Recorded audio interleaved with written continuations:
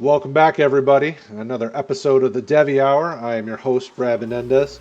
As always, joined by the man, the myth, the Veldboom. Paul, how we doing tonight? Again, brother.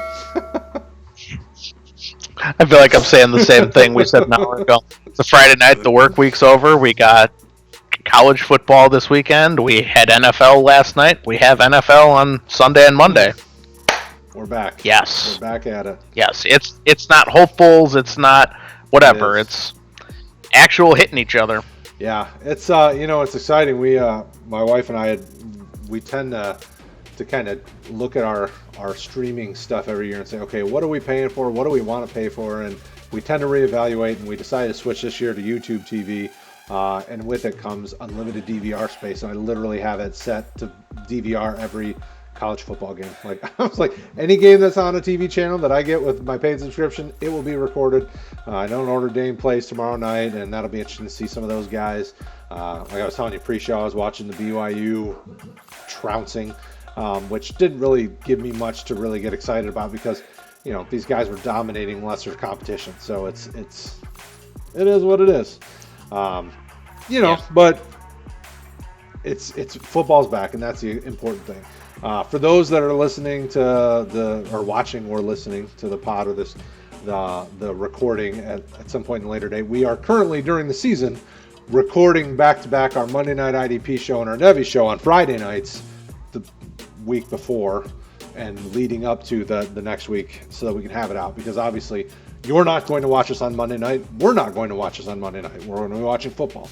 You're not going to want to watch or listen to us on Thursday night either, because there's football. So that we can make sure we keep pumping out content and giving you guys stuff to listen to and talk about and all that, we're doubling up Friday nights, recording it all, throwing it out on the different platforms, podcasts and YouTube and all the things. So hopefully you guys stick with us throughout the season. We got some great content on the Devy side of things. We're going to keep doing some of these team breakdowns, and luckily enough, most of these teams are playing at least some sort of a season this year. So hopefully we can give you guys things to talk about and players to watch and things like that.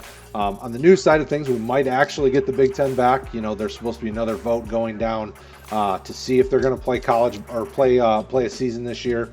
The interesting thing is we're seeing other conferences do it. ACC and some of these others start this weekend, and everybody's doing it. And even if you watch on the NFL side of things, the Chiefs had fans in the stadium. It's like 15, 17,000, whatever it was. People are even coming to the game. So there's hope. I hope the Big Ten gets their heads out of their nether regions and plays football, because these kids deserve it. Most of these players want to play, and those that don't want to play don't have to. So what do you make of all that, and do you think anything's going to come from it all? No. Ultimately, I think they do not play in the fall, just because I think they've already made their minds up. I hope they play. I also kind of hope they don't, so I can rub it in people's faces that, O is the number of wins that the Buckeyes have this year. That would be fun at the office with a couple people. Obviously you hope they play, but that's for the kids' perspective. At least they have organization and structure in life. Well, not only that, but I heard some of the NFL guys talking. They would rather draft guys who played in 2020 than guys who didn't. You've heard a few of them say that. It's like, what does that do to some of these guys? Now, obviously, we know a lot of guys have already started declaring, but what does it do to some of these guys? And I feel bad for them, because they're making their livelihoods here, and these guys that sit in these castles up in the middle of nowhere, they're making these decisions without thinking about the players. I mean, they're saying they're thinking about their safety, but really, Yeah, I'm not a doctor. I try to give you what I think. 20 to 20 is a little hard to sit here and say, hey, they shouldn't, whatever. I'm a huge fan of not forcing a decision on someone. Well, yeah, I'll just leave it at that. Well, and the great thing is that they haven't. players that are playing have decided they want to play. You know what I mean? Think about the guys that are opting out. Plenty of them have opted out. I mean, and that's perfectly fine as well. But a lot of these guys need to show something to the college guys or to the NFL guys because some of them are borderline draftable, and if they don't get footage out there, the scouts are going to go what they last saw, and that may not have been great, you know. Especially, I mean, two teams you're talking about tonight, Florida and Auburn, they could desperately use playing time because there's a lot of guys that need to show something, and I mean, and ultimately, I don't know that really some of these guys are really going to be worth it, but there's some guys that really do need to show out, and, you know. Yeah, and I just hope that they stay away from home in some of the situations that when you're hanging out with the three individuals from high school that you shouldn't. I would almost rather get the virus and have an excuse of why I was out for 3 weeks and not being in jail. Right. No. I mean, I know that's a sobering look at it, and that's kind of a harsh look at it, but you know it's going to happen at some of these schools. So and so got sent home. They hung out with the wrong individuals. They're finished. Like sorry, it's going to happen. And that's the unfortunate side of it. You know, you have to, especially when you're trying to go to the professional level, you have to surround yourself with the right people. I mean, and you know, the same goes for anybody. I mean, even us on the team at Roto.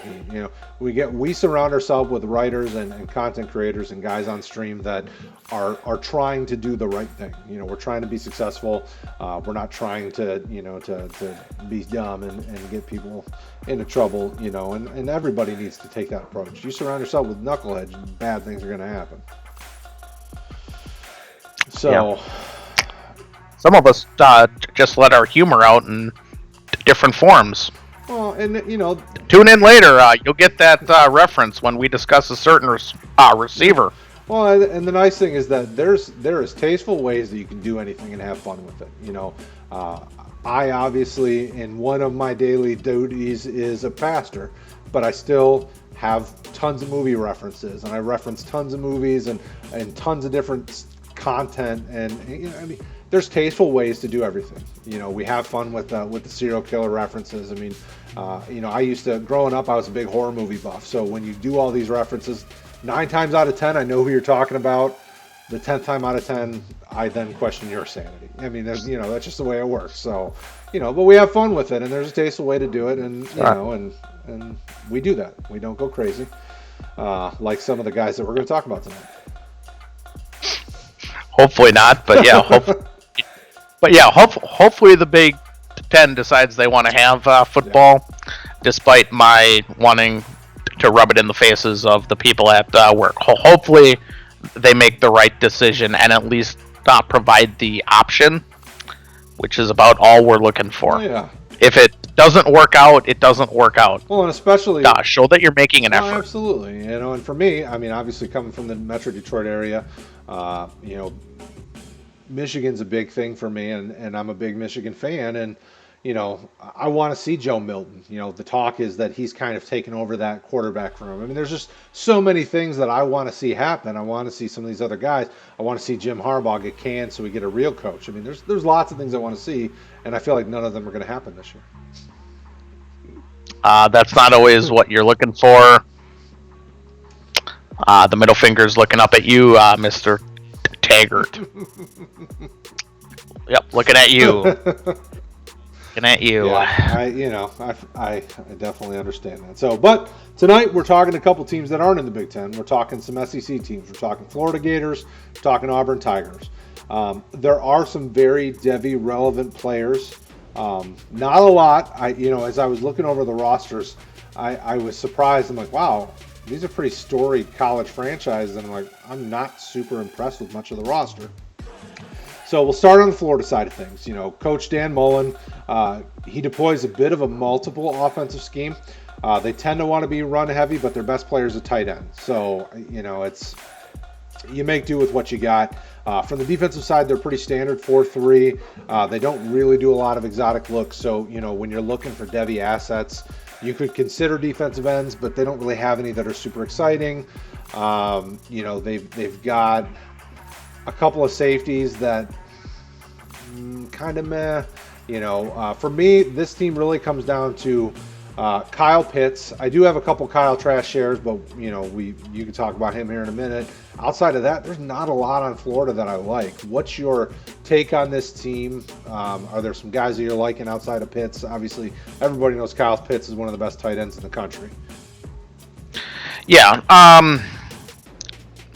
he probably has the highest floor out of the big three tight ends next year, just because of how he moves his 250-pound frame.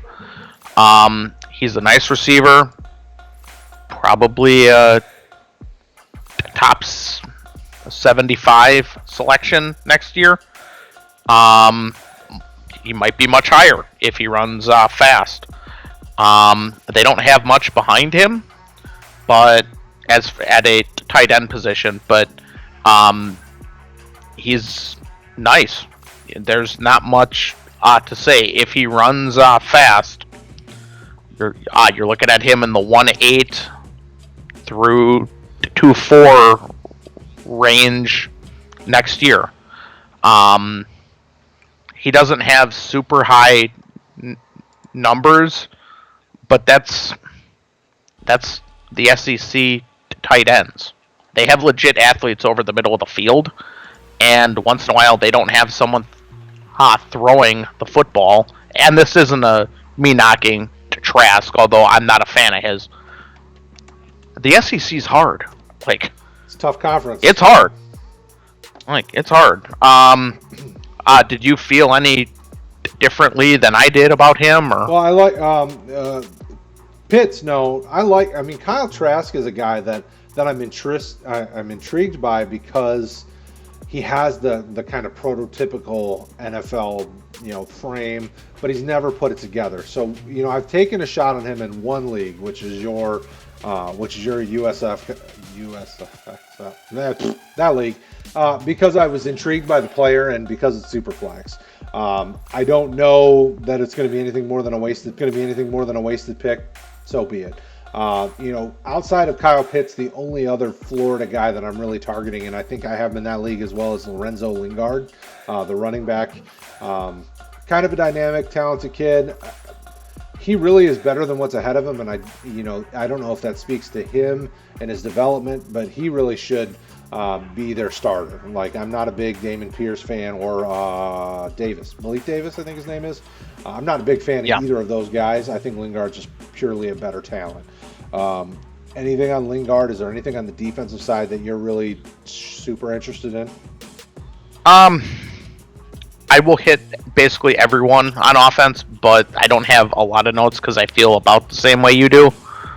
Trask, I don't think he's got the arm talent for the NFL, so I'm lower on him than you. Emory Jones, he's got severe accuracy issues. If he can figure it out, you've got something. If not, okay, just somebody else who couldn't figure out one aspect and is what it is. Richardson behind him is about the same. Accuracy issues, but he's a nice athlete. Pierce, I don't think he makes the NFL, or if he is, he's out before the end of camp. Davis, I felt, was the same way. Lingard, I wish he had more lateral skills, agility, footwork. He is super fast, but you get him left and right, and it's just not there for me. I think he'll ultimately end up being 4th, 5th, 6th round, but he's not someone who I'm overly interested in. As far as the receivers, Copeland, I don't think he makes the NFL. Grimes, he's got some interesting skills. He's got the height, he's got the speed. He's a nice athlete, but there's just something missing from him. And when you're in Florida, something missing, that just always brings me back to Otis Toole when he stole and killed the little Walsh kid there. Actually, fun fact, that's how we have some of the boards and stuff, because of that incident and finding kids. So at least something good was out of that. There's your one per show. Kadarius Toney might make the league. I don't think he will. He's a little small. And the freshman Henderson. We've said before that there's probably 50 to 100 to 150 athletes that we're looking at on high school film that we go, yeah, maybe. I want to see it versus actual talented athletes, but maybe. Not someone I'm super interested in, but he lumps in the list of keep an eye on and maybe in the future. Was there any of the other receivers that you were interested in, or I know you're higher on Lingard than I am, but yeah, I mean, I think Lingard has a chance to be a nice kind of a part of a 1-2 punch. I don't think he's ever really going to be the guy, but I think he could be a nice playable asset at some point in the future. Jamarcus Weston, I think, has a nice frame. He's kind of a bigger kid. He's like 6'3", 215, 220, something like that. I think he could. He's a freshman as well. He's a kid that, yeah, I mean, I would lump him in that category with Henderson with you. You know, kind of a bigger kid that keep an eye on. I mean, but he's not somebody I'm stashing on my Devy roster at this point. It's kind of that maybe in a year or two he's a 5th round pick in one of those Devy drafts, and you're storing him to see, you know, if you start seeing anything, because a lot of these guys, you know, Henderson and Weston specifically, they were big jump ball specialists in high school. You threw it up, they went up, got it, they made plays because they were bigger than the other kids, and they were just, you know, just a better talent there. You need to see some routes. You need to see some things happen there. But I'm not sure this team can develop any of these guys. Like, it's just, I don't trust Mullen. I'm not a big fan of what they're doing down there. You know, like, it's just, meh. I mean, a lot of meh. I mean, I think Auburn has a lot more promise and opportunity to have success with some of what they've got based on, you know, just the staff and some of what they're doing. So, anything else on Florida you want to bring up? I'm a little higher on Mullen, but it might be because they did have Moose Dump there before, and McElwain, and if they want to switch and hire them, you'd make a Seminole fan happy, because they at least have figured out how to get their head out of their backside with this one, and they can't say that about the prior two. Right. Sure. But yeah, I don't have anything else to really add about Florida. There's not much from a Devy. They are going to have some defensive assets. They do. Drafted. They always do. Yep. Who ends up in the right spot for fantasy? We'll see. Yeah, and typically in Devy anyway, really the only elite Devy defensive guys get drafted for your Devy roster. So none of the guys we mentioned tonight are going to be guys you're touching from the defensive side in Devy, because there's not anyone on either team that I'm like, oh, this is the guy, you got to go get him. So from the Auburn side of things, you know, everybody knows Gus Malzahn. He's got kind of a power spread offense.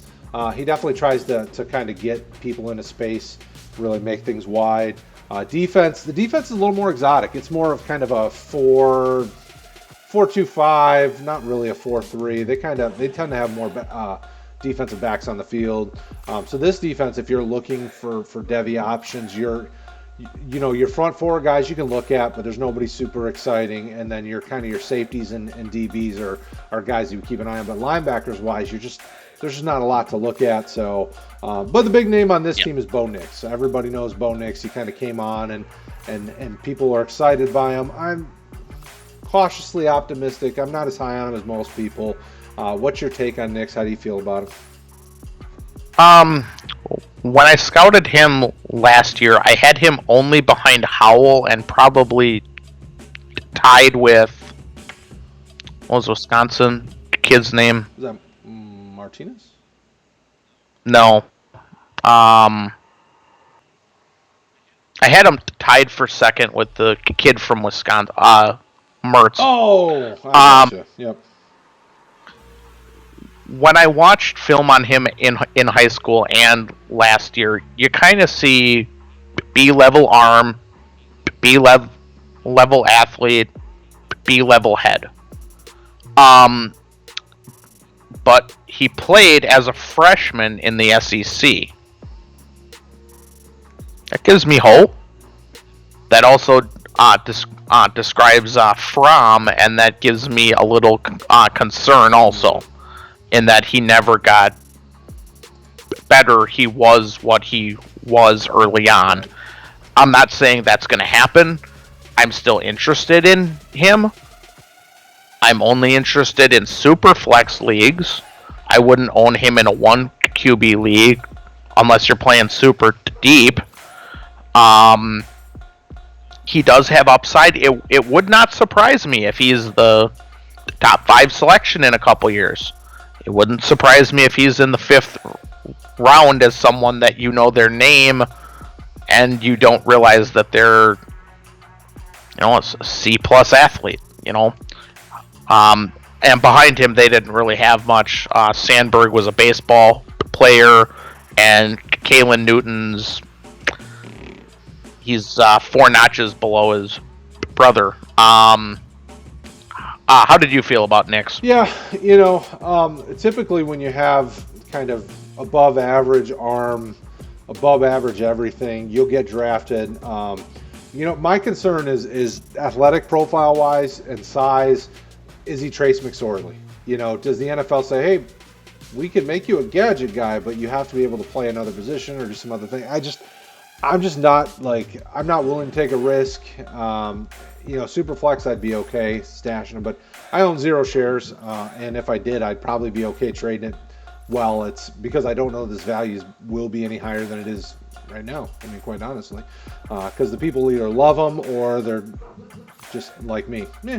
Somebody else can have him. Yeah. And I like his decision making. I mean, he's, from everything I saw, stepping in under that kind of pressure in the SEC, he made good decisions with the ball. I mean, he wasn't super gunslingery. He seemed to work through progressions at a fairly decent rate. It didn't look too big for him, but is he always just going to be kind of a good college quarterback, bounce around the NFL because of, just not having anything that he excels in? So, somebody else who made the NFL from the SEC is he Aaron Murray? Oh, right. Yep. B+ head, B arm, athlete. Right. And I mean, there's a spot for that. We have an eye on him, but there's one eye, not 2. It's not fantasy relevant. Yeah. We'll see. Yeah, and outside of that, though, I mean, I was really surprised. I mean, I like Seth Williams. I don't love him. I do. I think he's probably one of my top 5 to 10 wide receivers in the class. I know a lot of people like him more than I do. I don't own any shares though. Outside of him, though, there's really not a lot on this team that I'm super impressed with. From the running back position, I don't own any of these guys. I don't like Fromm, Joyner, Schenker. I mean, none of them. What's your take on this offense? Almost like with the Florida, I'll just kind of whip through most of the names we don't have to discuss. Tight end, they play a fullback, and it's really odd scouting that.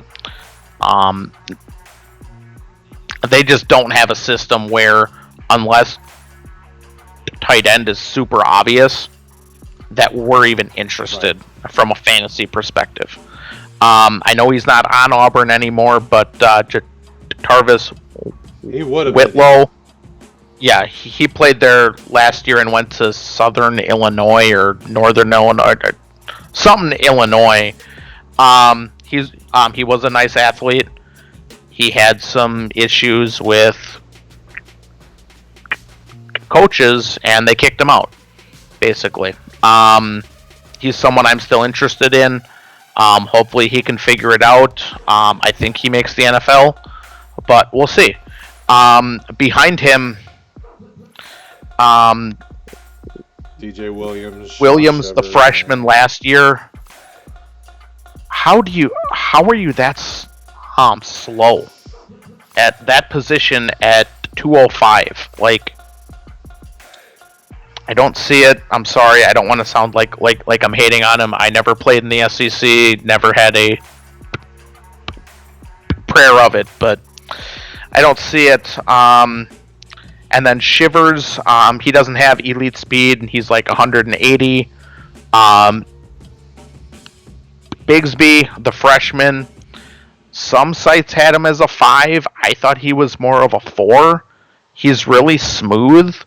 I know they list him at 210, but when you watch him on film, he looks like he's 185. I'm a little concerned about that. But he's someone I have my eyes on for the future. I will save Williams for after, just because the other names are easy to knock out.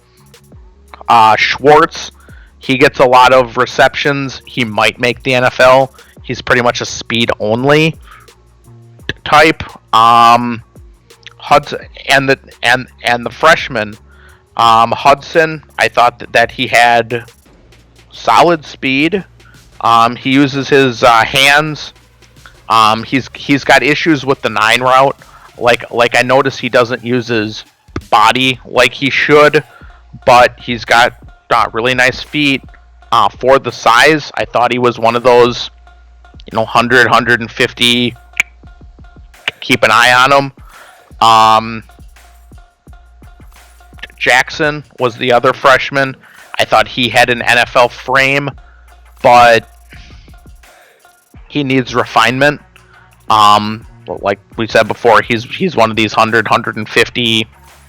Keep an eye on him. If they start looking nice, grab them. Was there anyone on there that I missed besides Williams? I mean, how do you feel about Bigsby? He's the other name, I guess, out of here. I have no interest. I don't own any shares. I mean, he'll probably get drafted. He's probably a day 3 type guy. Williams is really the only asset on this team that I think really goes high in the draft, and he's probably a second rounder. He could get into first round consideration depending on what the class looks like when it comes out. Just looking back through my notes, I mean, quite honestly, I have more interest in guys from Florida than Auburn, which was surprising when I went back through my notes. I mean, Williams is about the most Devy relevant asset on this whole thing in my mind. I think he's someone that you're selecting anywhere from 1.5 to 2.5 next year. He's gonna have the 40 scrutinized hard. I think he's between 4.5 and 4.6. But he isn't. Yes, at his size, he's 6'2", 215 maybe. Might be a little heavier now. But he'll make the NFL. He's got route running issues. But he can also just say, yeah, that ball's mine, and bring it in. He's got that alpha male thought process. He's physical. Very physical. Yes, very physical. He uses his hands well. I am extremely interested in Seth Williams. Yeah, he's definitely a receiver I'm targeting if I haven't already tried to target him. But typically they're hard to trade for, especially when they're this close to being drafted and the hype is real. So, is there anyone else you want to talk about in Auburn? Otherwise, we're at our half hour. We'll cut it off and be done. No, I mean it's a short list. I mean, out of Florida and Auburn, we're pretty much looking at Trask. Pitts, we're looking at him highly. Mm-hmm. Knicks is a hopeful. Whitlow, we're considering Auburn for sake of the show. He's a hopeful. Williams. Bigsby, I have a little more hope than you do. And yeah, the big one for Auburn is Williams, and yeah, he's first, maybe second rounder next year for fantasy. He's very, very interesting. You're going to hear, I mean, I'm not saying ours is the be all end all, but you're going to get, I don't know, 50, 100 different opinions on him in the next 8-9 months. So, but yeah, we are extremely interested in him. Okay, that's it. All right, folks. So, Auburn, Florida. You know, if you guys got questions and you're doing your Devy drafts in the coming months, obviously you're not doing them now because we're in season, but as you get to the off season, Roto Heat has a Devy Discord channel. We talk Devy, and we're not afraid to show it. So, you guys need help, hit us up. You know, obviously you've seen the scroller. Find us on rotoheat.com. You can hit me up at Twitter at RotoHeatBrad. Paul's over on Facebook. We're both in Discord. Also, right there, playlist. Hit it. Watch the videos. Do it. You want to. Do it.